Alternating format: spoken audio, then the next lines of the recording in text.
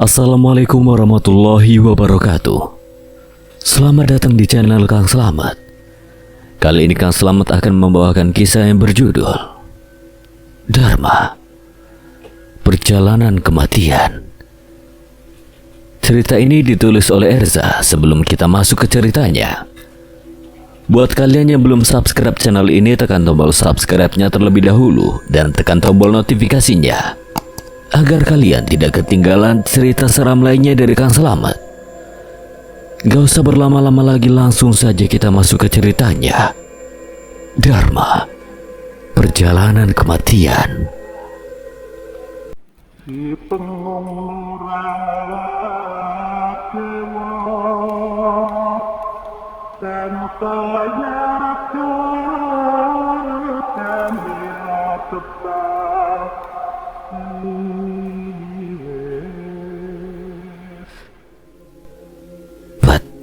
Rawa Kemah Hitam. Jil menebas dari jarak jauh. Atma hitam melesat bagai pisau angin membelah cambuk-cambuk darah Getasuma. Dan saat celah itu hadir, Jil berlari cepat melesat ke arah Getasuma untuk menyerang. Melihat Jil bisa menggunakan teknik dari Bengisura, Darmanta terkejut.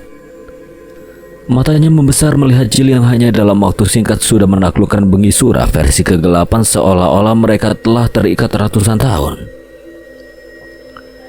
Pedang itu tidak lagi tampak sebagai pusaka asing, melainkan menyatu dengan Jil seperti senjata bawaan lahir. Dengan kekuatan gelap itu, setiap ayunan Jil menjadi lebih berat, lebih cepat, dan lebih mematikan. Bengisura menorehkan jalur hitam pekat yang merobek ruang, sementara Wisanggara menyalakan nyala api yang membakar. Getasuma yang semula mendominasi kini justru terhimpit. Gerakannya ditelan arus serangan Jil. Ia dipaksa bertahan dengan segala cara. Namun iblis tersebut terkekeh di tengah desakan maut itu. Siapa kau sebenarnya? Jil mendongak angkuh, mata kirinya terlihat gelap dan kosong. Semburat senyum dingin muncul di wajahnya. Jil Saksana, juru kunci Mandala Kerama. Ingat nama itu baik-baik di neraka jahanam. Darmanta terbelalak sebab ia tahu nama itu. Saksana merupakan salah satu dari 10 keluarga agung. Penyandang nama ini sangat piawai dalam seni bela diri senjata. Menurut Manta, wajar jika Jil mampu beradaptasi dengan cepat terhadap Bengisura, meskipun tidak terlalu paham detail tentang seluk-beluk keluarga Saksana. Tetapi secara garis besarnya, Manta paham bahwa selain kuncen makam keramat, Jil juga salah satu bagian dari 10 keluarga tersebut. Batma. Jil mengumpulkan sejumlah atma untuk menyelimuti Bengisura. Perlahan atma berwarna biru itu berubah menjadi hitam karena terkontaminasi dengan kutukan pedang tersebut. Jil menghempaskan Batma tersebut menjadi pisau angin ke arah Getasuma. Lalu ia melesat cepat di belakangnya. Getasuma menangkis gelombang atma yang dilemparkan oleh Jil, namun serangan berikutnya datang tanpa jeda. Jil menyerang membabi buta dengan Bengisura yang membabat dari kiri dan Wisanggara yang menghantam dari kanan. Keduanya bersilangan dengan tempo yang sempurna. Bunga api mekar saat keempat pedang mereka saling berbicara. Jil dan Getasuma menebas membabi buta dengan filosofi bahwa pertahanan terbaik adalah menyerang. Mereka berdua menari dalam maut. Kedua mata Darmanta tidak bisa mengimbangi kecepatan sabetan pedang mereka berdua. Kemampuan berpedang Jil dan Getasuma ada di level yang berbeda dengannya.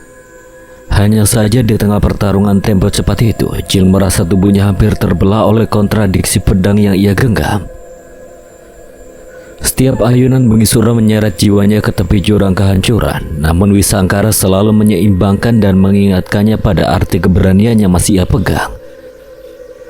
Sebaliknya, Getasuma tampak semakin menyatu dengan senjatanya. Gerakannya sangat fleksibel, seakan kedua bilah lentur itu adalah bagian dari otot dan nadinya sendiri. Mereka bergerak tanpa jeda. Gerak satu pihak selalu dijawab dengan gerak pihak lain. Dan setiap celah serangan selalu ditutup oleh kecepatan refleks tingkat dewa. Namun akhirnya puncak benturan pun meledak. Getasuma mengerahkan kekuatan penuhnya dan berputar dengan cepat. Kedua pedangnya menghantam Jill. Jill beruntung berhasil menahan serangan gila tersebut. Tapi tubuhnya terpental keras ke belakang dan terbanting sejajar dengan Darmanta. Pemandangan yang indah. Getasuma menatap Manta yang duduk tak berdaya dan Jill yang berlutut. Sebagai bentuk kehormatan, aku akan membunuh kalian secara cepat dengan satu serangan. Jill berusaha berdiri dengan Wisangkara sebagai tumpuan, sementara itu Manta berusaha bangun. Tapi ia benar-benar sudah tidak bisa bangkit. Makasih udah minjemin senjata lo. Ini gue balikin. Makasih. Manta terbelalak saat menyadari keanehan di mata kiri Jill. Oi, Jill. Mata kiri. Ini gak apa-apa. Jill hanya tersenyum. Jemarinya menyentuh sudut mata kirinya yang mulai menghitam samar. Mata matahari terbalik, atau kutukan Suryanaka sudah menancapkan taringnya. Mata kiri Jill kini kehilangan warna dan mulai menyimpan bara gelap kutukan Bengisura. Suryanka adalah warisan terkutuk yang menelan jiwa pemiliknya perlahan meskipun sudah tidak terikat dengan pedang tersebut. Mata itu adalah tanda bahwa mereka pernah tertaut. Jill berjalan dengan tenang maju beberapa langkah ke depan Darmanta. Ia menjulurkan tangan kirinya ke depan, lalu memfokuskan Atma yang menyelimutinya untuk melebar sejauh 5 meter. Perluasan Atma. Jill, jangan gila. Tenang aja, semua bakal baik-baik aja dan kita pasti menang. Darmanta paham bahwa saat ini Jill tidak memiliki perlindungan astral. Juga menarik batma tipis yang dari awal pertempuran ia pasang untuk menyelimuti senjatanya. Saat ini Jill sedang mengerahkan segalanya pada timing. Saat sebuah objek menyentuh zona Atma yang mengelilinginya, jika mampu merasakan getarannya dan bergerak cepat untuk menebas apapun yang masuk ke dalam zona tersebut. Hanya saja sebagai gantinya ia sama sekali tidak diselimuti pertahanan astral. Satu serangan ini bakal jadi penentu. Gue udah gak bisa bertahan lama-lama, jadi semua bergantung sama satu serangan ini. Gue harap ada keajaiban. Manta hanya bisa menatap punggung pemuda yang berdiri menjadi tameng terakhir untuknya. Jika Jill roboh, maka mereka berdua sudah pasti akan terlibas oleh satu serangan ultimate Getasuma.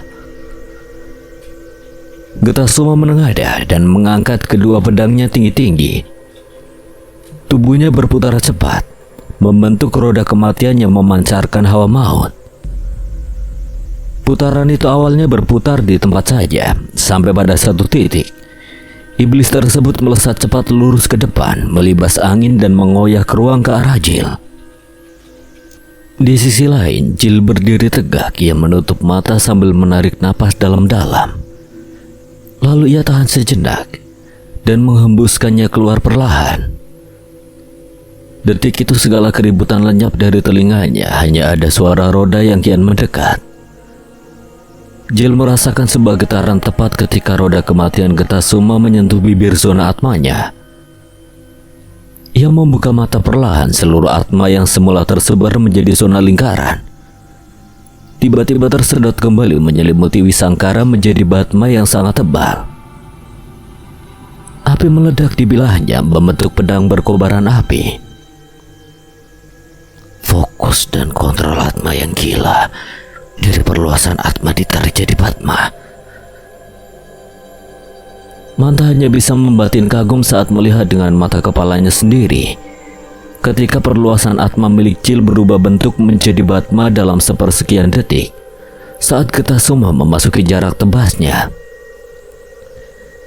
Jill menurunkan kuda-kudanya. Ia menarik napas dalam-dalam dengan tubuh yang menjadi poros dari pusaran panas Wisangkara.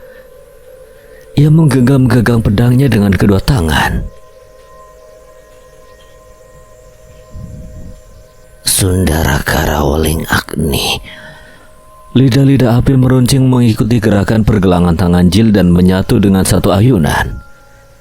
Ia menghunuskan pedangnya ke depan dan menyabet getah Suma secara horizontal. Benturan itu mengguncang gerbong. Mereka saling berusaha menelan satu sama lain. Getah Suma meraung dan menekan lebih keras. Sampai kapan kau bisa bertahan, Jill? Manusia memiliki batasan dan batasan itu bernama ketahanan. Jill bergetar. Seluruh tubuhnya hampir runtuh oleh beban serangan getah Suma dan teknik miliknya sendiri. Api Wisangkara mulai redup, tetapi senyum tipis tersungging di wajahnya. Kenapa kau tersenyum, Jill? Karena kau tidak akan bisa menang. Senyum putus asa.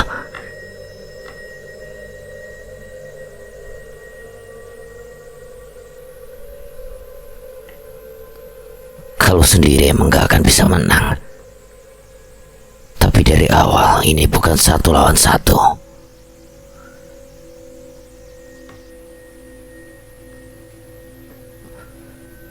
Mata getah Suma berkedut saat kesadarannya menangkap kata-kata itu. Matanya terbelalak saat menyadari keberadaan Bengisura yang tadi tertancap di belakang Jill sudah lenyap. Kemana pedang itu? Kilatan cahaya samar muncul di sisi kirinya. Dari kabut asap bekas ledakan Wisangkara, sosok Darmanta maju memaksakan kondisi tubuhnya melampaui batas. Namun dengan sisa tenaganya, ia menggenggam Bengisura yang kini menyala bagi pedang cahaya. Pandangannya tajam, seolah seluruh sisa hidupnya tertumpah pada satu tebasan ini. Habisi iblis jahanam itu, Darmanta. Dengan raungan terakhir yang lebih mirip sumpah pada Jill, Darmanta mengayunkan Bengisura sekuat-kuatnya. Triswara! Bengisura melesat ke arah leher getah Suma dengan kecepatan cahaya. Sinar berpendar terang, melumat segalanya. Terkutuk kalian semua manusia. Kepala getah Suma terlempar dari tubuhnya dan roda kematian pun runtuh menjadi keheningan. Jill dan Darmanta saling berpandangan dengan napas terengah-engah setelah berhasil memenggal kepala getah Suma. Darmanta terhuyung dan jatuh. Jill pun berlutut dan kehilangan sadar akibat letih. Gerbong itu tidak lagi menyerupai gerbong kereta biasa. Atapnya menjulang tinggi, kursi-kursi penumpang berubah menjadi pilar-pilar besi khas kerajaan. Lantainya pun luas sejauh mata memandang. Gerbong ini adalah panggung sakral bagi duel para raja. Rakutama melesat cepat ke arah Kei dan Mahari. Makhluk besar itu tidak mempresentasikan ukurannya. Harusnya makhluk sebesar itu tidak memiliki kecepatan. Mahari hendak menghindar, tetapi Kei tiba-tiba terjatuh. Oi, apa-apaan? Denggoran itu terdengar santai dan indah seperti biasa. Kei ketiduran di tengah pertempuran. Mahari mengumpat pelan. Sosok Rakutama sudah tinggal sejengkal lagi darinya. Bayangan makhluk besar itu menutupi tubuh mereka berdua. Dengan sigap, Mahari meraih kerah baju Kei yang terkulai dan menyeretnya sambil berlari seperti menarik karung beras. Berat banget, woi, bangun! Bangun! Rakutama menghantam tempat mereka tadi berdiri. Ledakan debu dan lantai gerbong berterbangan. Tubuh raksasa itu mengeram kecewa karena serangannya meleset. Mahari dan Kei terhempas karena efek embusan serangan makhluk besar itu. Namun dengan cepat dan tanpa membuang waktu, Mahari mengangkat Kei ke punggungnya lalu berlari kabur dari Rakutama selagi debu masih menutupi pandangan makhluk tersebut. Ia bersembunyi di balik salah satu pilar dengan napas terengah-engah. Pria parubaya itu menunduk menatap Kei yang terkulai dan tertidur pulas di lantai. Ketegangan di wajahnya semakin menjadi-jadi. Astaga, ini bocah dan malah ketiduran. Gimana urusannya ini? Rakutama berjalan santai ke arah mereka. Setiap langkah kakinya melahirkan dentuman yang menggetarkan dada lawannya. Seringai itu terukir dingin di wajah makhluk tersebut saat merasakan secuil ketakutan dari Mahari. Aku tahu kalian di mana. Mahari menghela napas pasrah dan berjalan keluar dari tempat persembunyiannya. Ia paham bahwa iblis mampu mengendus rasa takut. Di tangannya kini ada sebuah keris kecil. Cahaya tipis keemasan melintas di bilah kecil itu, seolah menegaskan bahwa ia bukan mangsa dari makhluk besar tersebut. Mata Mahari mendadak tajam sekalipun tubuhnya menegang oleh insting yang berteriak bahwa iblis di depannya berada di level yang terlalu tinggi dari yang biasa ia hadapi. Iblis tingkat atas. Bencana macam kau seharusnya tidak muncul di dunia manusia. Jadi benar dugaanku. Kaulah Raja Sepur Gaib. Rakutama terkekeh. Bahunya berguncang seakan menertawakan seorang badut. Kau masih bisa menyebutkan gelar itu. Rupanya ada manusia yang cukup cerdas membaca tanda. Hawa berat menyelimuti gerbong. Udara yang Mahari hirup terasa padat. Seakan-akan paru-parunya disiksa menelan besi cair, namun ia tetap berdiri tegak. Kay sudah tidak bisa diandalkan, maka hanya dirinya sendiri yang bisa menahan amukan Raja Alas Gumelar. Rakutama melangkah maju. Setiap hentakan kakinya membuat lantai bergetar. Pada satu titik tangannya terangkat tinggi. Bersiaplah Raja Kecil. Aku akan menunjukkan padamu apa arti menjadi penguasa. Mahari mengangkat kerisnya ke depan dada. Ia berusaha keras mengalihkan perhatian Rakutama dengan berjalan menjauhi lokasi Kay. Tatapannya tidak beranjak dari makhluk itu. Aku tidak tahu kenapa kau bisa tertidur di sini pada sialan. Tapi aku akan pastikan kau tidak akan bangun dalam keadaan jadi mayat. Dia datang. Rakutama menyeringai dan melesat cepat ke arah Mahari.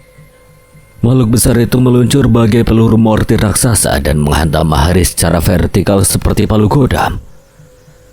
Matahari memutar tubuhnya mencari pijakan dan melompat ke samping. Pukulan keras Rakutama menghantam angin tepat di tempat Mahari berdiri sebelumnya, meninggalkan torehan dalam di lantai gerbong. Logam itu terkoyak seperti kertas basah. Mahari menurunkan tubuhnya serendah mungkin, lalu berlari cepat ke sisi kanan dan melayangkan keris Kinata. Bila keemasan itu menyalakan percikan cahaya saat menyambar betis Rakutama. Namun kulit sang Raja Iblis hanya tergores tipis, bagai baja menahan gigitan pisau dapur. Begitu lemah seranganmu Raja Kecil. Kau berharap bisa menjatuhkanku dengan mainan itu. Keris Kinata tidak cukup kuat untuk melukai makhluk itu. Mahari tidak menjawab. Ia menggeser langkahnya ke samping, lalu meluncur cepat ke sisi lain gerbong. Setiap kali Rakutama mengayunkan lengannya, Mahari seakan sudah tahu celahnya. Ia melompat ke pilar dan mendorong tubuhnya dengan kaki, lalu berputar di udara agar kuku hitam itu hanya menghantam bayangan. Rakutama menghantam lantai. Gerbong berguncang hebat. Ubin baja pecah dan melenting ke udara. Mahari menangkis serpihan yang terpental ke arahnya dengan punggung tangan, lalu memanfaatkan batuan logam yang terlempar sebagai pijakan untuk melompat lebih tinggi. Tepat di atas bahu Rakutama, ia berputar dan menukik tajam untuk menusukkan keris Kinata ke arah tengkuk lawan. Namun Rakutama hanya menggeser lehernya sedikit. Goresan keris itu berhenti di permukaan kulitnya, tidak lebih dari lecet tipis. Senyumannya malah semakin melebar. Dengan satu gerakan ia mengibaskan rantai yang melilit lengannya. Rantai itu berayun seperti ular. Mahari refleks melepaskan pijakan, lalu melompat ke belakang. Ujung rantai itu menghantam kursi panjang dan menghancurkannya sampai berkeping-keping. sekali kena motarasu. Mahari berpikir dengan napas tersengal. Ia sadar serangan langsung tidak akan mampu menembus tubuh Rakutama. Setiap kali ia mencoba menusuk, tubuh iblis itu selalu menipis dengan lapisan kulit keras sebagai perunggu tua. Cepat, kecil, gesit tapi sia-sia. Kau hanya kelinci yang melompat sebelum lehernya kukilas. Rakutama melangkah maju lagi. Lantai bergetar di bawah bobotnya. Oke Raja Besar, aku juga akan mulai serius. Tangan Mahari meraih kebalik punggungnya dari balik jaket yang ia kenakan.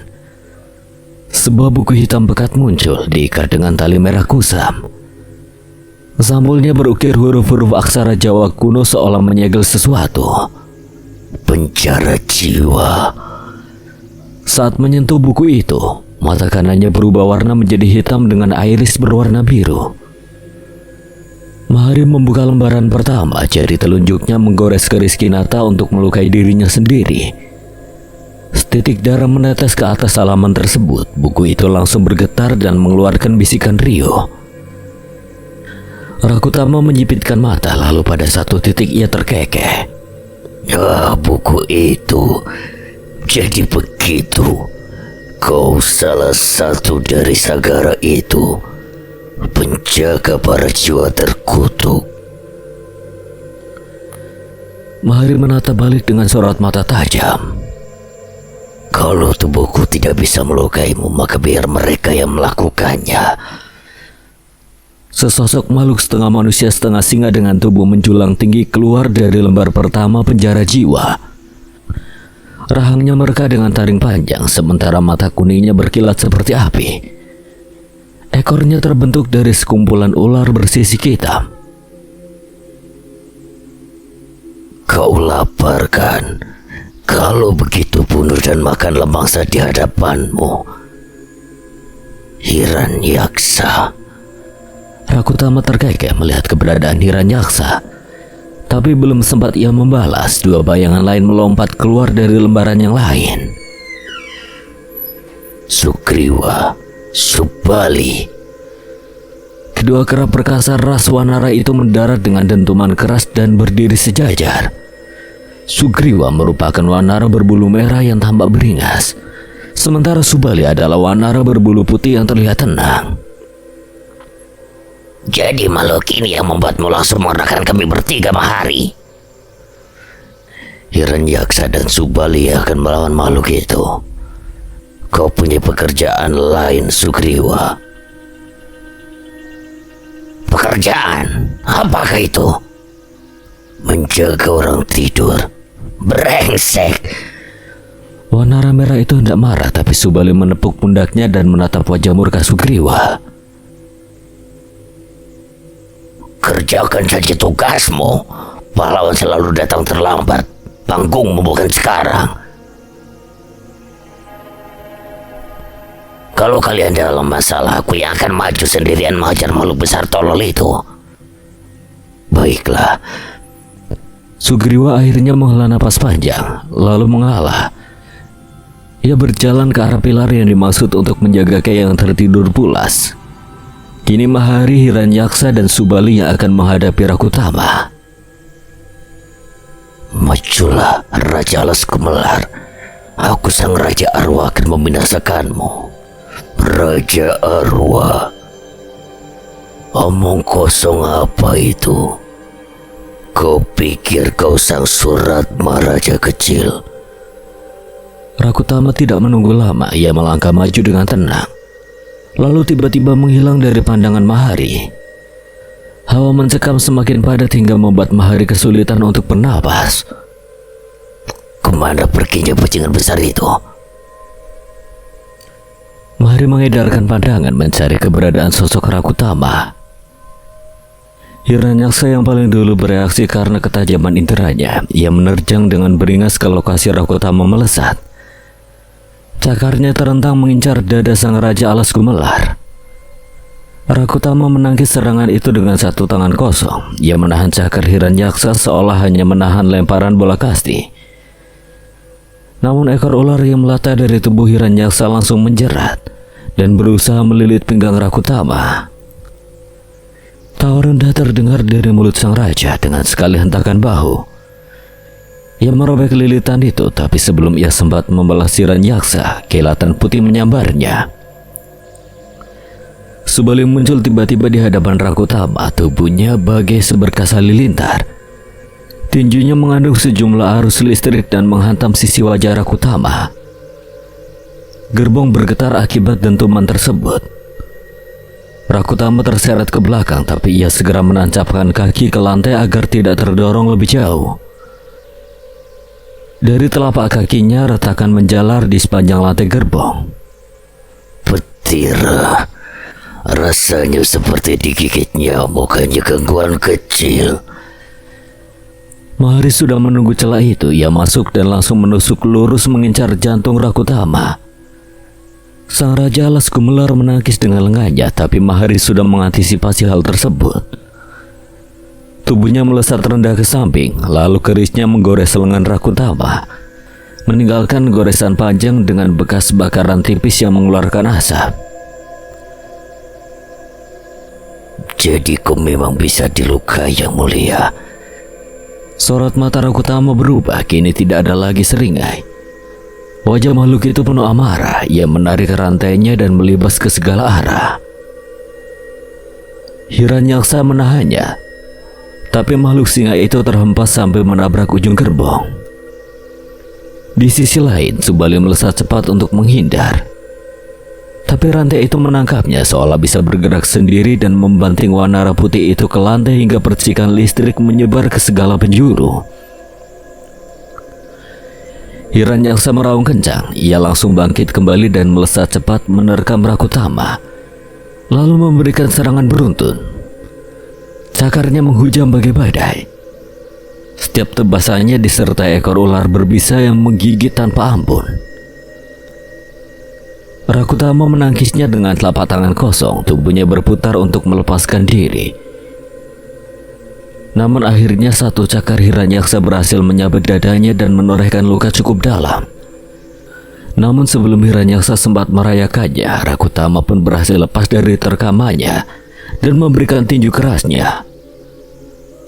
Bunyi pukulan itu seperti ledakan meriam. Hiranyaksa terpental jauh dan menghancurkan beberapa pilar di sisi kiri gerbong. Hiranyaksa!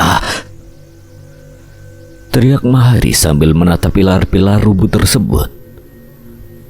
Subali kembali bangkit dengan tubuh berlumur kilat. Dengan satu hembusan napas panjang, ia mengalirkan petir ke seluruh tubuhnya dan membuat dirinya hampir tak terlihat karena kecepatannya ekstrim. Ia melesat berkali-kali menyerang dari berbagai arah dan menciptakan jejak cahaya putih yang membutakan sang raja.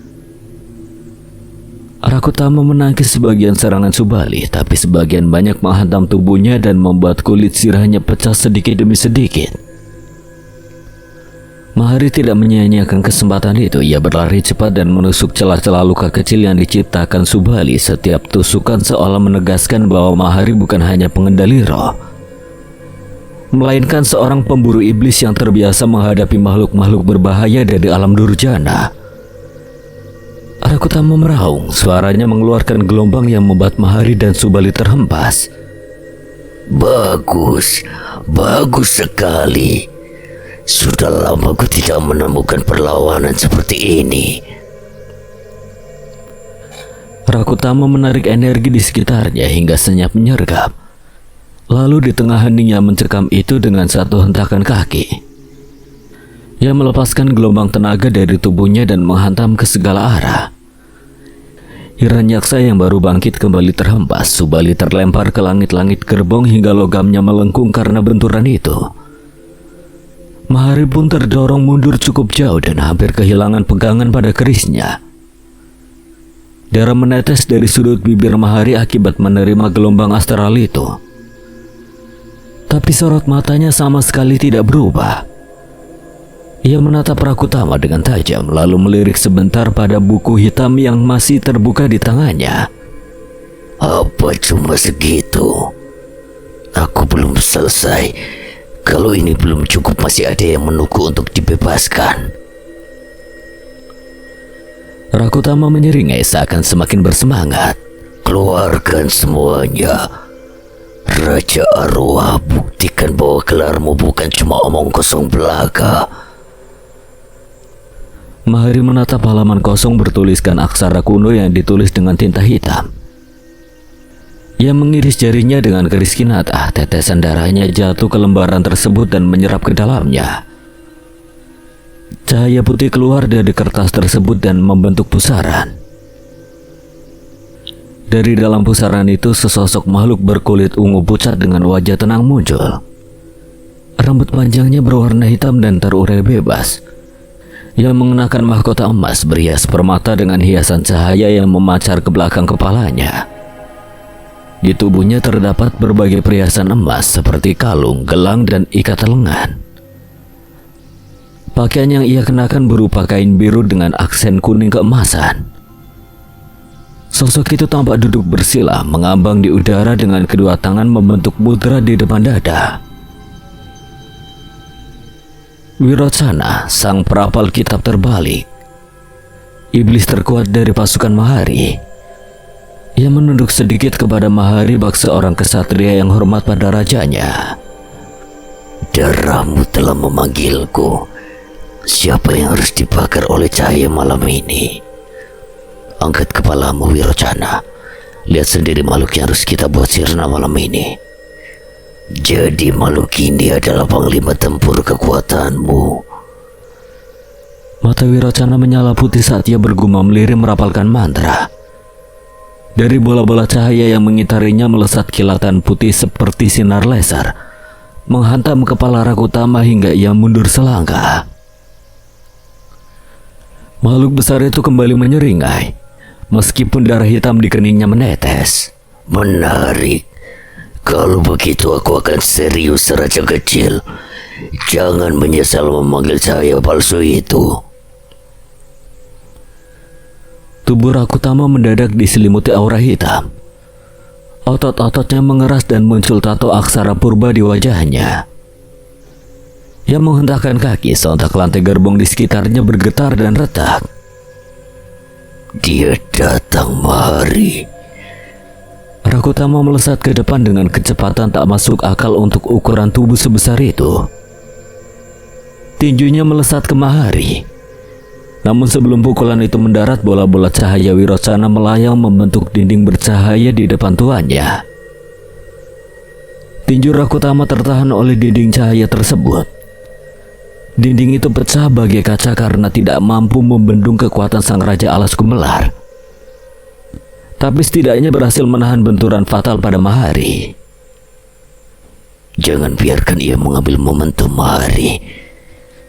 Aura putih melilit tubuh Mahari. Aura itu meningkatkan kekuatan fisik dan memulihkan tenaganya. Mahari melesat ke sisi kiri Rakutama. Keris Kinata menebas secara melintang menyabet pinggang iblis tersebut. Namun makhluk besar itu menahan keris Mahari yang bercahaya karena efek dari Wirocana dengan rantainya dan membalas dengan tendangan keras. Mahari terhempas akibat tendangan itu, tapi kilatan cahaya dari Wirocana kembali melindungi dan memulihkan luka yang diterima oleh Mahari. Aku berada di belakangmu, Mahari. Kau fokus saja menyerang. Sebetulnya yang tuan siapa yang anak bos siapa? Rakutama tertawa terbahak-bahak. Ia merentangkan kedua tangannya. Lalu aura negatifnya memancarkan gelombang panas. Suhu di gerbong seketika melonjak. Udara kering rasanya menusuk kulit. Wirocana segera mengangkat tangan ke langit-langit gerbong. Bola-bola cahaya berputar cepat membentuk lingkaran mandala bercahaya yang menurunkan hujan cahaya putih ke tubuh Mahari. Rasa panas dari kemampuan Rakutama pun dinetralisir. Terima kasih, Wirocana. Dengan tubuh yang terasa lebih ringan dari kondisi normal, Mahari berlari cepat ke arah Rakutama. Keris Kinata bercahaya akibat mantra Wirocana. Ia menebas dari bawah ke atas. Sabetan cahaya melesat cepat menghantam dada Rakutama dan membuat tubuh besar itu terdorong ke belakang. Namun Rakutama terlalu tangguh untuk dijatuhkan begitu saja. Ia menekuk lutut lalu melesat lagi dengan kecepatan beringas. Kali ini ia melapisi tinjunya dengan rantai-rantai beraura gelap. Cahaya dan kegelapan bertabrakan, menghancurkan separuh gerbong hingga logamnya melengking. Asap menutupi pandangan karena kerusakan yang timbul akibat serangan ganas Rakutama. Mahari menundukkan tubuhnya sambil mengatur napas perlahan. Rakutama muncul di sebelah Mahari dari balik asap. Ia melancarkan tebasan dengan tangan bercakar hitamnya. Mahari refleks merendahkan posisi dan berputar menyamping. Keris Kinata menebas telak lengan kanan Rakutama. Suara tulang patah terdengar disusul cipratan darah hitam pekat yang muncrat ke lantai gerbong. Tangan Rakutama terputus dan jatuh tergeletak.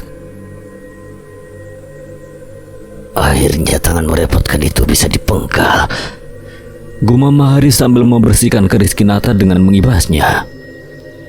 Namun senyum bengis Rakutama tidak pudar. Dari luka menganga di bahunya daging mulai menggeliat. Urat-urat menyatu kembali dan dalam hitungan detik lengan baru tumbuh. Ia meregenerasi apa yang hilang dari tubuhnya. Kupikir itu cukup untuk merobohkanku.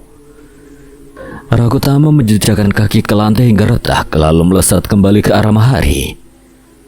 Kepalan tangannya menyapu udara memicu pusaran angin yang menarik lawannya. Celaka. Ia masih bisa menghindar dan melompat mundur, hanya saja kali ini Rakutama lebih cepat. Dengan kedua tangannya ia meraih lantai gerbong dan mengangkat bongkahan besi itu, lalu melemparkannya ke arah Mahari.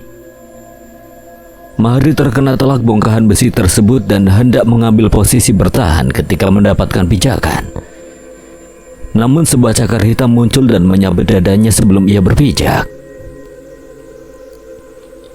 Darah segar muncrat dari luka tersebut. Keris Kinata nyaris terlepas dari genggamannya. Tapi sekuat tenaga Mahari bergerak dan berusaha menjaga jarak dari Rakutama. Serangan itu hampir merobek jantung Mahari. Ia tersungkur dengan lutut menghantam tanah. Dadanya naik turun dengan napas terengah. Wirocana masih melayang dan berusaha merapalkan mantra penyembuhan untuk menutup luka di dada Mahari. Ia membuat dinding 7 lapis untuk memperlambat Rakutama sambil menembakinya dengan jarum-jarum cahaya. Rakutama mengambil ancang-ancang lalu berlari cepat menerobos satu persatu lapisan dinding cahaya yang dibuat Wirocana. Jarum-jarum itu termentahkan oleh kulit kerasnya. Melihat itu Wirocana mengumpulkan sejumlah cahaya untuk menyerang. Tapi dilihat dari kecepatan Rakutama sepertinya tidak akan sempat. Dinding terakhir runtuh. Rakutama datang dan sudah bersiap melepaskan pukulan telak. Kali ini aku akan membunuhmu, Raja Arwah. Di sisi lain, Mahari masih berlutut sambil memegangi dadanya dengan keadaan separuh sadar. Pandangannya kabur dan waktu terasa melambat. Ia bisa melihat dengan jelas tinju Rakutama yang sudah terayun ke arahnya. Pukulan penghancur yang akan mengakhiri segalanya. Mari, menghindar. Teriakan Wirocana membuat kesadaran Mahari kembali utuh dan waktu pun bergerak dengan tempo normalnya. Sayangnya sudah tidak ada kesempatan untuk bergerak menghindari pukulan tersebut. Namun dari atas sebuah bayangan merah melesat cepat. Sugriwa berputar secara vertikal dan menghantamkan tumitnya ke tinju Rakutama tepat sebelum mengenai Mahari. Serangan Rakutama dibelokkan ke bawah dan menghancurkan lantai gerbong menjadi sebuah lubang besar. Mahari sudah berpindah tempat ke lokasi Kei yang masih tertidur dibawa oleh Subali, tepat sebelum Sugriwa menghentikan tinju Rakutama. Beristirahatlah, sisanya serahkan pada kami. Terima kasih, Subali. Di sisi lain, tanpa memberi jeda, Sugriwa kembali berputar secara horizontal. Tumit kakinya menendang wajah Rakutama hingga tubuh sang raksasa terpental menghantam pilar besi dan membuat logam itu retak. Dasar makhluk bangsat. Kau kira bisa seenaknya menghabisi Mahari sebelum aku sempat turun tangan? Kalau ia kehilangan sadar, aku jadi kehilangan panggung untuk bersinar. Rakutama hendak bangkit, tapi bola energi cahaya yang dikumpulkan Wirocana sudah melesat cepat ke arahnya. Gelombang cahaya itu menghantam Rakutama dan meledak. Rakutama menjerit kesakitan. Tubuh iblis raksasa itu habis dilumat cahaya Wirocana. Dagingnya terbakar dan sebagian kulitnya terkelupas hingga memperlihatkan otot hitamnya yang berasap.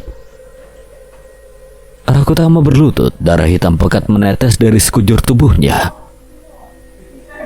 Sekilas ia tampak sekarat, namun luka-lukanya berdenyut dan menutup kembali dengan kecepatan regenerasi yang mengerikan.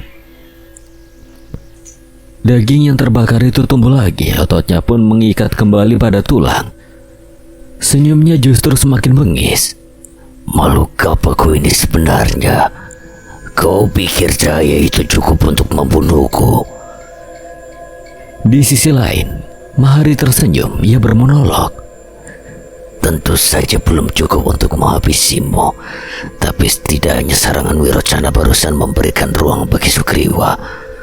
Wanara merah itu memang sedikit lebih kuat dari Hiranyaksa, tapi masih berada di bawah level Subali hanya saja. Agni! Sugriwa mengeluarkan aura panas yang berpusat dari tubuhnya. Bulu-bulu merahnya mulai terbakar. Pandangan Mahari mengikuti Sugriwa yang menyalakan aura apinya. Tubuh Wanasura itu bergetar oleh amarah. Berbeda dari yang lain, Sugriwa punya keunikan tersendiri. Semakin kuat lawannya, semakin sakit pula serangannya. Semakin ia terpojok, semakin beringas ia menjadi. Dia adalah bara api yang membesar ketika diinjak. Sugriwa melesat dengan cepat ke arah Rakutama. Benturan keras terjadi. Sugriwa meninju ke arah dada Rakutama. Sementara Rakutama menangkis dengan bahu dan menepak Sugriwa yang lebih kecil darinya. Wanara merah itu terpental, tapi begitu ia mendapatkan pijakan, Sugriwa langsung berputar lagi dan kembali melesat untuk menghabisi lawannya. Rakutama menendang dengan keras. Sugriwa menangkisnya dengan lengan. Meski tulangnya retak akibat tendangan keras itu, namun saat itu juga ia memanfaatkan momentum dan menarik kaki Rakutama, lalu melepaskan hantaman siku ke perut sang raksasa. Dentuman keras terdengar dan membuat Rakutama sedikit membungkuk. Kurang ajar, keras sialan. Rakutama meraih kepala Sugriwa dan menghantamkannya ke dinding besi. Retakannya membentuk sarang laba-laba. Darah menetes dari kepala Wanara merah itu. Tapi ia justru menyeringai, memperlihatkan deretan giginya yang runcing. Aura merah menyelimuti tubuhnya. Otot-ototnya ikut menegang. Sugriwa melompat ke udara dan berputar cepat bagi pusaran api. Tumitnya kembali menghantam bahu Rakutama hingga pecah. Meskipun kembali beregenerasi dengan cepat, pertarungan pun berubah menjadi liar bertempo cepat. Rakutama mengandalkan power pukulan, sementara Sugriwa melawan dengan kecepatan dan membalas setiap serangan Rakutama yang masuk. Aku yang akan mengakhiri riwayatmu, raksasa tungu. Coba saja, monyet sialan. Di sisi lain, Wirocana menunduk di samping Mahari. Cahaya dari mantranya mulai mengalir ke tubuh sang pengendali. Bangkitlah, Mahari. Aku akan menambah luka di tubuhmu. Jangan sampai kehilangan sadar atau kami semua akan menghilang kembali ke penjara jiwa. Wirocana tidak bisa ikut bertarung karena ia harus fokus pada penyembuhan. Di sisi lain, Sugriwa menahan Rakutama seorang diri dengan tubuh berlumuran darah. Tapi matanya menyala semakin liar. Ia membuktikan bahwa Wanara merah benar-benar adalah api yang tidak bisa dipadamkan. Hanya saja, pertarungan tempo seperti itu tidak bisa membuat Sugriwa bertahan lama. Kelemahannya adalah ketahanan. Perlahan tapi pasti Sugriwa kehabisan napas. Tubuhnya pun mulai goyah dengan langkah gemetar. Saat ia hampir jatuh, tiba-tiba Subali muncul dan menopangnya. Kita habisi dia, ucap Subali dengan suara dingin. Sugriwa mendengus kasar. Dadanya naik turun seperti mesinnya hampir meledak. Kalau bisa dari tadi pasti sudah habis. Masalahnya adalah makhluk itu terus meregenerasi setiap lukanya. serangan kecil tidak akan bisa berdampak banyak. Maka kita harus menyerangnya dengan kekuatan besar. Berikan api terbaikmu, Sugriwa. Sugriwa mengatupkan giginya. Ia merendahkan posisi tubuh dengan kuda-kuda melebar. Api menyelubungi kedua tangannya. Kau juga, sialan. Aura keduanya menggelegar. Api merah membumbung dari tubuh Sugriwa menari liar hingga melahap udara di sekelilingnya. Panasnya membuat besi gerbong memerah, sementara Subali menyelubungi tubuhnya dengan petir bertegangan tinggi. Percikan listrik berterbangan ke segala arah, menyambar-nyambar hingga lantai bergetar. Energi mereka berdua bergabung membuat Rakutama merinding. Wajahnya menegang, tapi senyumnya malah melebar. Bagus. Ini baru menarik. Ayo serang aku dengan serangan terbaik kalian. Sugriwa menyalakan kobaran api di tangannya, sementara Subali memadatkan petir di genggamannya. Mereka menarik nafas panjang, lalu menahannya sejenak. Detik itu terasa sunyi, kemudian dua suara mengguncang ruang bersama-sama. Lebur Sagati, Braja Musti. Api merah dan petir biru meledak, berpadu jadi satu serangan mematikan. Ledakan cahaya itu bagaikan matahari kecil yang lahir di tengah ruangan, menghantam Rakutama dengan gelombang energi maha dahsyat. Api melahap dan petir mencabik. Dinding gerbong melenting diiringi baja yang bergetar. Tubuh Rakutama tersabung. Api membakar kulitnya hingga lepas. Petir merobek dagingnya menjadi serpihan arang. Hingga akhirnya yang tersisa hanyalah rangka hitam.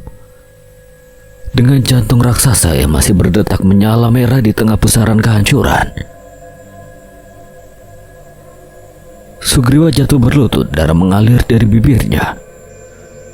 Subali pun terengah dengan lutut gemetar, kilatan listrik di tubuhnya redup. Keduanya sudah kehabisan tenaga, namun tatapan mereka tetap terpaku pada sosok di hadapan mereka. Dari dalam kerangka hangus itu, jantung Rakutama berdenyut keras. Suara detaknya menggelegar, menggema ke seluruh ruang gerbong. Tulang-tulangnya yang retak kembali merapat, dagingnya mulai menumbuh.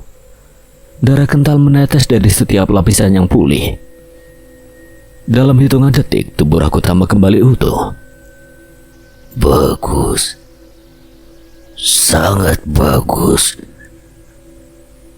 Kalian memberiku rasa sakit yang nyata.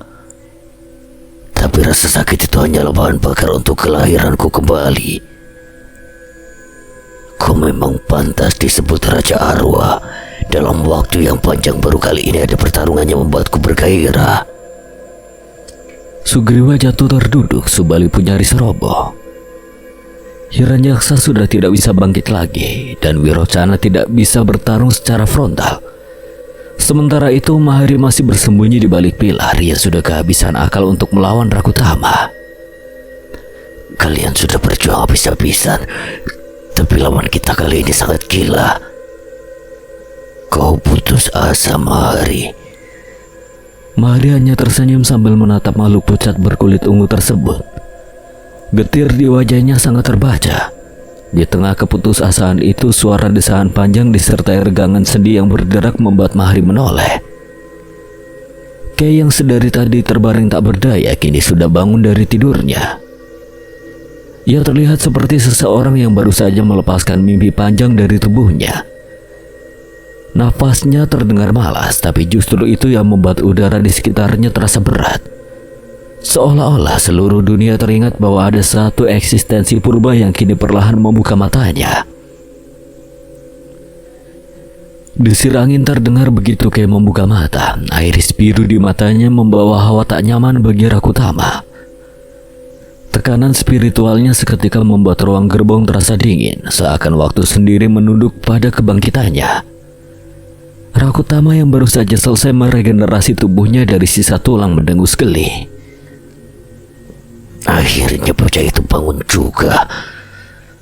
Para roh Mahari menunduk tak berani menatap Kay. Melihat itu Mahari pun tersadar. Siapa bocah itu sebetulnya? Jangan-jangan Kay berjalan melewati Mahari, selimut birunya berkobar bagi jubah raja. duduk saja di sini, aku sudah bangun. Jadi kau raja yang satunya. Ajna. Mata ketiga Kay bangkit, sebuah mata emas tak kasat mata muncul di keningnya. Bukan. Aku adalah raja satu-satunya. Kita tentukan di sini sekarang. Aliran listrik dalam tubuh Kay bergemuruh. Beraja total. Sel-sel di tubuh Kay kini menyala biru, rambutnya berubah warna menjadi putih seutuhnya. Udara bergetar saat kilat listrik melesat liar dari tubuh Kay dengan satu tarikan napas. Ia mengangkat tangannya ke depan. Semesta merespon dengan sebilah tombak yang muncul dari retakan udara. Tombak itu Panatagama. Tombak tiga dunia milik keluarga Maheswara. Tombak itu dihadiahkan untuk Sang Yudhistira jika bocah itu memilikinya. Sudah pasti ia adalah Yudhistira di era ini. Aku terkecoh hanya karena di gerbong ini ia menggunakan beraja. Kupikir bocah itu salah satu dari keluarga Lohia. Kay tiba-tiba saja menghilang dari pandangan Mahari dan Rakutama. Dengan impuls kecepatan dewa milik keluarga Lohia, tubuhnya melesat secepat kilat. Dalam sepersekian detik tombak Panatagama sudah menusuk ke arah jantung Rakutama. Rakutama menghindar sehingga tombak itu hanya menggores bahunya. Namun saat ia mencoba meregenerasi luka goresan kecil dari tombak itu, Ajna miliknya berpendar. Mata ketiganya menembus tubuh Rakutama, membaca alur regenerasi spiritualnya. Kay akhirnya paham setiap regenerasi Rakutama membutuhkan sumber energi di inti dadanya, sebuah percikan jiwa yang selalu aktif. Oh, ketemu. Kau tidak akan bisa menghentikanku. Sementara Kay hanya menatap lurus ke arah bola mata Rakutama. Iris birunya menyala. Diam di tempatmu. Tubuh Rakutama bergetar, otot-ototnya menolak bergerak seolah sudah dipaksa berhenti. Tita Yudhistira membuat gerakannya kaku sepersekian detik. Kay memutar tombak Panatagama dan hendak menghabisi Rakutama. Namun rantai-rantai Rakutama bergerak dan menghajar Kay hingga terpental. Yudhistira. Namun Kay muncul dengan kondisi baik-baik saja tanpa terluka. Tulang dan kulitnya keras, bagai batu berkarat atma yang mengeras di dalam tubuhnya. Teknik keluarga Kuncoro adalah pertahanan terbaiknya selain selimut dari sisik naga besuki. Oh, bisa bergerak meskipun dalam kendali mata penguasa. Ia bangkit dan melakukan tarian malangan. Dalam sekejap, sebuah topeng singa Bali terpasang di wajahnya. Mahari sudah tidak heran jika bocah itu mampu mengeluarkan seluruh potensi 10 keluarga agung. Kini ia memakai topeng bak seorang martawangsa. Kay menarik napas seolah sedang menyedot atma di sekitarnya. Bola api melesat dari mulut topeng Barong dan menghantam Rakutama, melahirkan ledakan yang cukup besar. Tubuh iblis itu terbakar di dalamnya. Ledakan energi memancar saat Kay menghantam inti regenerasi Rakutama. Makhluk besar itu berteriak kesakitan ketika regenerasinya terganggu. Nyala iblis jahanam. Namun Rakutama tertawa di tengah jeritanya. Menarik bocah. Jadi kau melihat rahasia tubuhku, tapi jangan kira dengan kemampuan seperti itu cukup untuk menghabisi Raja Alas Kumelar. Kay memegang tombaknya erat-erat. Kalau begitu kita lihat saja siapa yang bisa bertahan di akhir. Regenerasimu yang kalah cepat atau stamina aku yang habis duluan. Mahari bangkit, ia sudah pulih berkat mantra penyembuhan Wirocana yang terfokus. Lukanya sudah tidak terlalu fatal, tapi staminanya jadi terbatas. Kita harus membantu sebelum Yudhistira kehabisan tenaga. Subali. Kilatan petir menyambar dan tunduk di depan Mahari. Subali merubah dirinya menjadi sebongkah bola jiwa. Mahari meraih bola itu dan memasukkannya ke dalam tubuh. Seketika itu kekuatan Subali mengalir dalam dirinya. Mahari kini berada dalam wujud beraja total seperti Kei. Tubuhnya berlapis kilatan cahaya dari inti jiwa Subali yang menyatu dengannya. Ia menoleh kepada Kei seolah mengumandangkan bahwa kini mereka berdua berdiri bersama menghadapi bencana terakhir. Kei dan Mahari berdiri sejajar. Aku akan mendukungmu. Jangan menghambat. Majulah kalian wahai raja-raja kecil. Kita bertarung habis-habisan. Siapa bilang kita bertarung? Ini adalah pembantaian. Kei membentuk tangan-tangan dari Atma di sekitarnya dan memadatkannya. Teknik milik keluarga Garda Mewah. Ia lesatkan tangan-tangan itu untuk menangkap dan memegangi Rakutama. Apa-apaan ini? Rakutama berusaha melepaskan diri, namun 7 bilah pedang cahaya menusuknya dan mengunci gerakan makhluk tersebut. Ia sontak melirik ke atas pada sosok Wirocana. Betapa sialan, hanyalah cahaya palsu. Rakutama mengerang dengan tubuh terkunci. Tangan-tangan Atma milik Kei mencengkeram kuat sendi-sendinya. Sementara 7 pedang cahaya Wirocana menancap dalam-dalam, memahku daging dan tulangnya ke tanah. Makhluk itu berusaha meronta, rantai-rantai hitam meraung, tapi tidak mampu mematahkan ikatan cahaya dan Atma yang melilitnya. Kulilit dia sampai mati. Sang Yudhistira melesat cepat dengan langkah petir, tombaknya menusuk perut Rakutama, lalu diputar hingga menghancurkan jantung regenerasi di dalamnya. Belum sempat darah hitam itu menetes, Mahari sudah menyusul dengan kecepatan serupa. Keris Kinata menyayat dada Rakutama, mencabik tulang dan ototnya hingga darah hitam bercucuran ke lantai. Tubuh Rakutama digempur dari segala sisi oleh 2 kilat itu. Kei dan Mahari membabat habis dan saling berlomba siapa yang lebih dulu membuat iblis itu roboh. Kei menusuk sementara Mahari merobeknya. Kurang ajar. Kini tubuh makhluk besar itu compang-camping. Setiap kali dagingnya berusaha menutup luka, Kei dan Mahari kembali menorehkan luka dengan serangan berikutnya.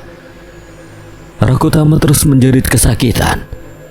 Darah hitamnya mengucur deras di babat 2 kilat raja itu. Namun meski tubuhnya terkoyak habis-habisan, ia masih bisa bertahan. Regenerasinya bekerja mati-matian. Di sisi lain, nafas Kei dan Mahari mulai berat. Tubuh mereka gemetar karena energi yang terkuras begitu cepat dengan wujud beraja total. Makhluk ini gila. Langkah Kei mulai gontai. Tubuhnya sudah diambang batas juga. Saat menggunakan ajna, Kei bagikan baterai yang bocor. Kekuatannya memang besar, tapi secara ketahanan ia melemah. Apalagi Kei menggabungkan dan menggunakan berbagai teknik dalam satu waktu. Namun sorot matanya masih menyala seperti bara yang menolak padam. Tombak Panatagama masih tergenggam di tangannya, seakan ikut menjerit bersama aliran listrik yang membakar habis sel-sel tubuhnya. Mundur biar ku selesaikan sendiri. Dengan satu teriakan parau, Kei mengayunkan tombak Panatagama dan membelah udara. Retakan hitam berkilat membelah ruang di belakang ayunannya seperti luka yang menganga di jagat raya. Saat Panatagama menghantam tubuh Rakutama, daging dan tulang makhluk itu tidak hanya terbelah, tapi terhisap masuk ke dalam celah dimensi. Tangan, bahu, kemudian bagian lain yang tercabik-cabik. Semua menghilang satu persatu dan tidak bisa diregenerasi. Apa-apaan tombak itu? Jangan bermain-main dengan raja sialan. Jeritan Rakutama teredam oleh suara retakan dimensi yang meraung seperti guntur. Kei hampir jatuh, tapi ia bertahan dan terus mencabik-cabik dengan tombak di tangan meskipun kesadarannya dipaksa lepas perlahan. Darah menetes dari mulut Kei karena beban kekuatannya sendiri. Tapi tangannya tetap menggenggam tombak Panatagama dan mengayunkannya membabi buta. Di sisi lain, Mahari sudah tidak ikut menyerang. Ia kini terduduk menatap Kei yang mengamuk seorang diri dengan pandangan kabur. Retakan dimensi dari sabetan Panatagama merupakan lubang dimensi yang mengirim setiap potongan tubuh Rakutama entah ke alam Durjana atau alam Suratma. Kuserahkan padamu, Yudhistira. Mata pria parubaya itu mendadak berat. Dia sudah tidak bisa lagi mempertahankan rasa lelahnya. Mahari pun tergeletak kehilangan sadarnya. Seketika itu juga keempat rohnya menghilang. Dengan ayunan terakhir, Kay menancapkan mata tombaknya di jantung Rakutama. Tubuh makhluk itu kini sepenuhnya terhisap ke dalam kehampaan, menutup jalan kembali baginya. Retakan dimensi bekas goresan Panatagama perlahan mereda dan tertutup kembali, meninggalkan Kay yang tengah hampir runtuh bersama senjatanya. Jangan mimpi, makhluk bodoh. Akulah rajanya. Baru beberapa menit ia terbangun, kini tubuh ringkih itu jatuh lagi ke lantai bersamaan dengan tombaknya. Kay kembali tertidur akibat kehabisan tenaga. Kereta berhenti di stasiun Pasar Senen. Suara rodanya berderi diiringi peluit panjang yang melengking. Perlahan para penumpang turun membawa barang-barang mereka dengan wajah-wajah lelah sisa perjalanan semalam. Hiruk pikuk manusia berbaur dengan aroma polusi khas ibu kota menjadi hidangan utamanya. Kay melangkah keluar dari kereta diikuti Septa dan Tara.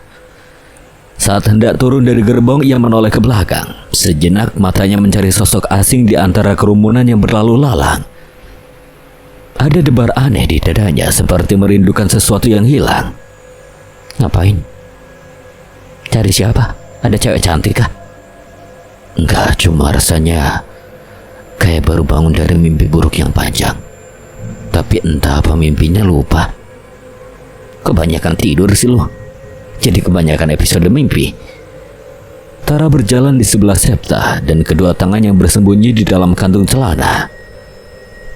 Semalam kayaknya gue mimpi juga deh, tapi lupa mimpi apa. Nyambung sama mimpinya Kay. Mana ada mimpi yang nyambung sama mimpi orang lain? Ada kok. Iya. Lu kenapa sih, Tara? Kalau udah males debat langsung iya aja. Iya. Di gerbong agak belakang, Mahari turun bersama Darmanta dan Yasa. Wajah mereka terlihat biasa saja, seakan perjalanan panjang semalam hanya sekedar perjalanan biasa. Namun saat melewati peron, Mahari sempat menoleh dan melihat punggung seorang pemuda yang berjalan ke arah sebaliknya. Ada rasa getir yang menelusup di dada, tapi ia tidak tahu getir apa itu.